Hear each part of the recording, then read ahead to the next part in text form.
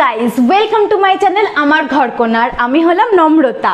আমি আজকে আরেকটা নতুন ব্লগ নিয়ে চলে এসেছি। পুজো রীতিমতো শুরু হয়ে গেছে। আজকে চতুর্থী, মহালয়া থেকে প্রায় সবার ঠাকুর দেখা স্টার্ট।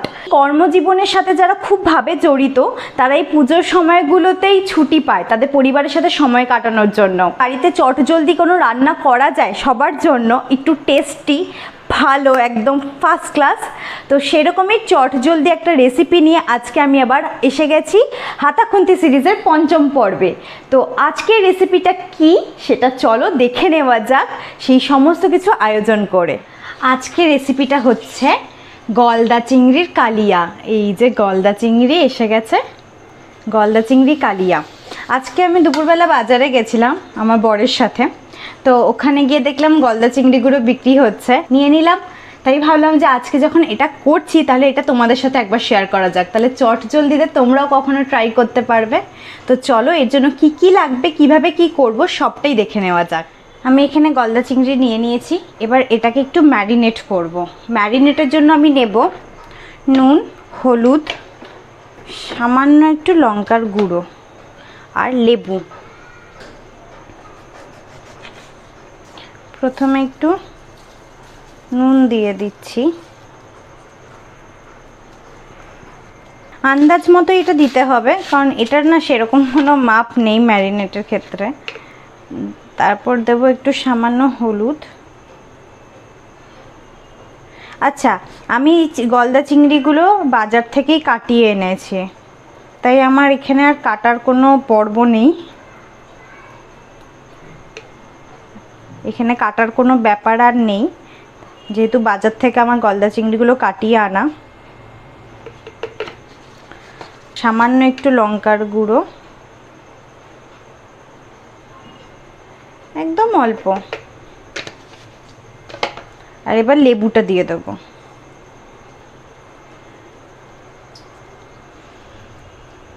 ভালো করে এটাকে ম্যারিনেট করে নেব।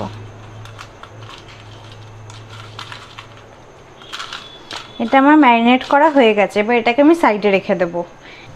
এবার এর জন্য যা যা উপকরণ লাগবে সেগুলো একটু কাটিং করে নেব। একটা বড় সাইজের পেঁয়াজ আর একটা টমেটো, ব্যাস এই দুটোকে নেব। আর একটু আদা রসুন আর একটু কাঁচা লঙ্কা, ব্যাস।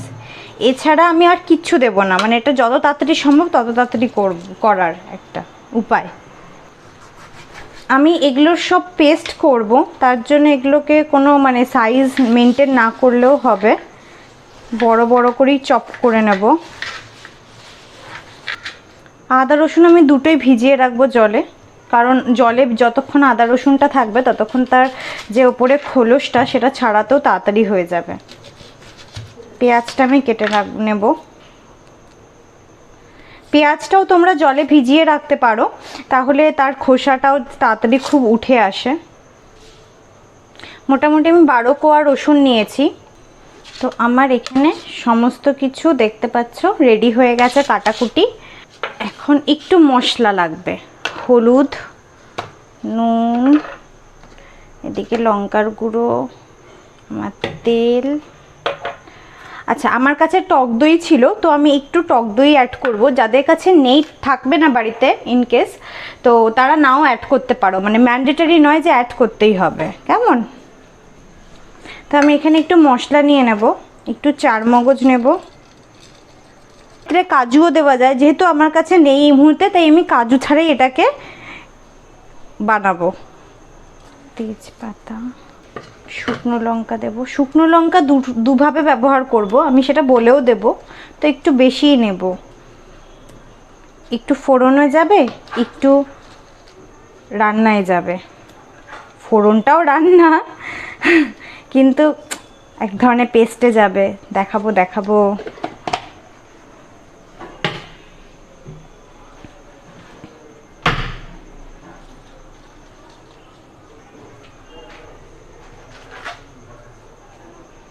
এখানে আমি 2 কোয়া রসুনকে একটু কুচি করে নেব।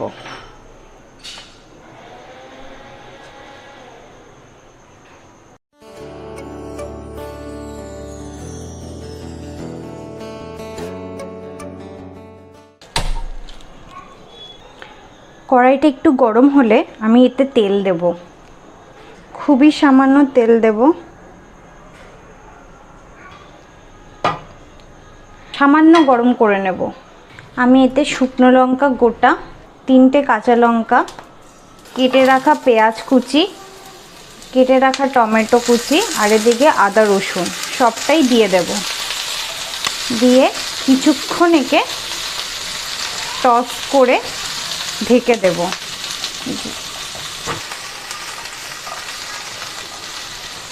আমি এই সমস্ত উপকরণগুলোকে কিছুক্ষণ ফ্রাই করে নেব। ফ্রাই করে তারপর আমি পেস্ট করব।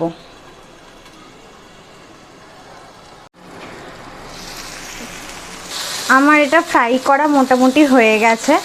আসলে এটা করে নিলে কি এর অনেকটা কাঁচা স্মেলটাও চলে যায়। আর অদ্ভুতভাবে এটা না যখন ফ্রাই করা হয় হালকা হালকা পোড়া পোড়া লাগে, তো সেটা স্মেল মানে টেস্টটা আর স্মেলটা দুটোই খুব সুন্দর ফোটে খাবারে। তো এটা আমার কমপ্লিট। আমি এখন গ্যাসটাকে বন্ধ করে দেবো। এটাকে আমি একটা প্লেটে ঢেলে নিয়ে ফ্যানের তলায় একটুখানি রেখে দেবো যাতে ঠান্ডাটা হয়ে যায়, হালকা ঠান্ডা, এই এত গরমটা কেটে যায়। কারণ এটা এবার আমি মিক্সিতে দিয়ে পেস্ট করব। যারা যেমন ঝাল খাও তেমন অনুযায়ী লঙ্কাটা দেবে। আমি একটু বেশি খাই বলে একটু বেশি অ্যাড করি। যতক্ষণ এটা ঠান্ডা হবে ততক্ষণ আমি এই চিংড়ি মাছটাকে ভেজে নিই। এই চিংড়ি মাছ ভাজতে একটু বেশি তেল লাগবে। তো এই তেলটা গরম হলে আমি চিংড়ি মাছগুলো ছাড়বো এক এক করে। তেলটা আমার গরম হয়ে গেছে, এবার চিংড়ি মাছগুলোকে এক এক করে ছাড়বো আমি।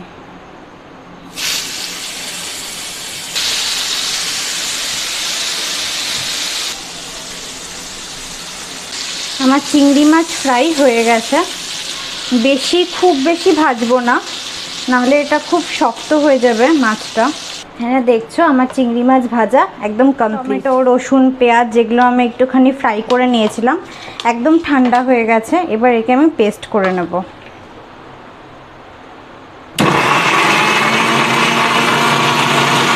তো আমার পেস্ট কমপ্লিট হয়ে গেছে। তো এবার রান্নার প্রসেস শুরু করা যাক। যা তেল আছে কড়াইতে সেটুকু দিয়েই আমি করব, কারণ এটাতে চিংড়ি মাছের ফ্লেভারটাও রয়েছে। আমি এই গরম তেলে সামান্য চিনি দিয়ে দেব যাতে রঙটা খুব সুন্দর আসে, আর সামান্য নুন দেব যাতে ওই পেস্টটা দেওয়ার সময় যাতে না ছিটে আসে খুব বেশি। এগুলো হচ্ছে ছোট ছোট টিপস। আমার তেলটা বেশ গরম হয়ে গেছে। এবার এতে আমি একটা শুকনো লঙ্কা চিড়ে দেব। শুকনো লঙ্কাটাকে কিছুক্ষণ ভেজে নেব। এর গন্ধটা ছাড়লে তখন ওই রসুন কুচি আর তেজপাতাটা দিয়ে দেব। রসুন কুচিটা দিয়ে দেব। রসুনটা বেশিক্ষণ ভাজবো না, খুব হালকা একটু টস করে নেব যাতে এটা স্মেল বা ফ্লেভার দুটোই এর মধ্যে ইনক্লুড হয়ে থাকে। খুব হালকা একটা স্মেল বেরিয়ে গেছে, বেশ সুন্দর একটা মিষ্টি। তো এবার আমি ওই পেস্টটা দিয়ে দেব।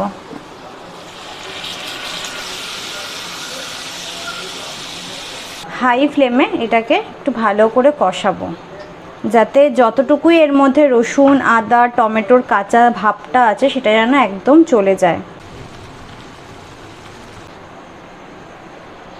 আমার এটা প্রায় টেনে এসেছে।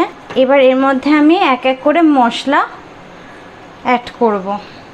সামান্য হলুদ গুঁড়ো দেব। এবার টক দইটা দেব। আমি কোনো লঙ্কার গুঁড়ো বা কোনো লঙ্কা অ্যাড করব না, যেহেতু এই পেস্টটাতে কাঁচা লঙ্কা এবং শুকনো লঙ্কা দুটোই দেওয়া আছে, সেই ক্ষেত্রে এখন কোনো লঙ্কাই আমি দেব না। এবার টক দইটা দিয়ে দেব।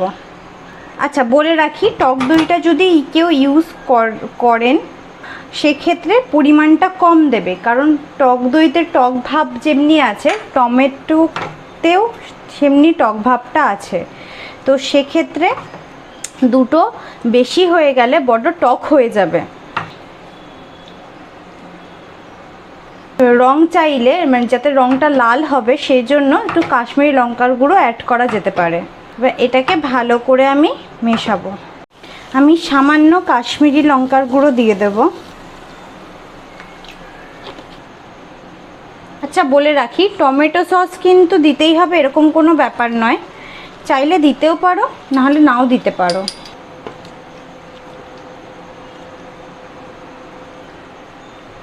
এবার এটা এর মধ্যে বেশ কিছুক্ষণ ফুটবে, যতক্ষণ এই ঝোলটা একদম শুকিয়ে এসে গা মাখা হয়ে যায়। তাহলে একে আমরা কিছুক্ষণ ফুটতে দেওয়ার জন্য রেখে দিই, কেমন?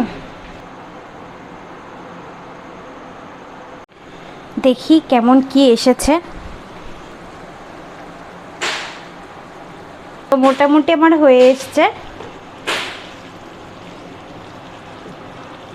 ঝোলটা আরেকটু মরবে,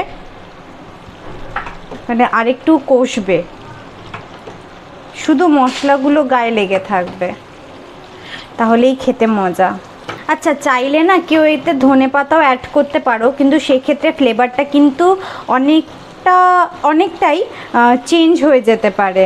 আচ্ছা, একবার দেখে নিই নুন মিষ্টি সব ঠিক আছে কি না, যদি ঠিক না থাকে তো অ্যাড করতে হবে। আমি আবার এমনি বুঝি না, যে একটু টেস্ট না করলে, একটু টেস্ট করলে বোঝা যায়। তো চলো একবার টেস্ট করে দেখা যাক।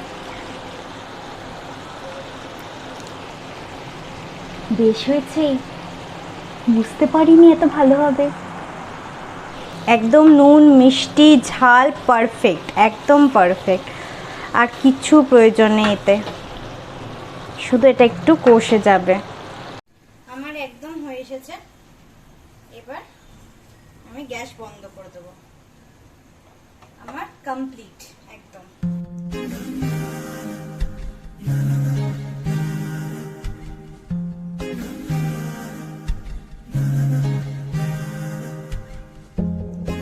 তো আমার চিংড়ি মাছের কালিয়া কষা একদম রেডি। তো স্যারকে দিয়েছি টেস্ট করার জন্য, জানি না রেজাল্ট কি হবে। তো স্যার আপনি একটু খেয়ে দেখুন, আমাকে একটু বলুন কেমন কি বৃত্তান্ত। খাওয়ার আগে একটা কথা বলি, যে এইটুকু ভাত থেকে কেউ খিল্লি করবেন না। ব্যাপারটা হচ্ছে আমি রাতে রুটি খাই, ভাত খাই না। ও যেহেতু এত পরিশ্রম করে রান্নাটা করেছে এবং করার পর আমাকে অতিরিক্ত সাদাসাদি করলো যে একটু খেয়ে দেখো এবং খেয়ে তোমার রিয়াকশান দিতেই হবে যে কেমন হয়েছে। বউয়ের এই আবদার কতক্ষণ আর ফেরানো যায়, তো সেই কারণেই অল্প একটু ভাত, একদম অল্প মিনিমাম ভাত নিলাম। এবার একটু চিংড়ি মাছ দিয়ে খেয়ে দেখবো যে কেমন খেতে লাগে। তো দেখা যাক, ছোটো পিসটাই নিই, বেশি বড় রাত্রেবেলার। আমি একটু খেয়ে দেখি। বেশ ভালো গন্ধ বেরিয়েছে, আপনারা তো গন্ধ পাচ্ছেন না। মানে ঘ্রাণেনও অর্ধ ভোজনম, ঘ্রাণটা খুব ভালো খাবারের। খাওয়ার স্বাদটা কিরকম এবার সেটা বোঝা যাবে। জয় ভগবান।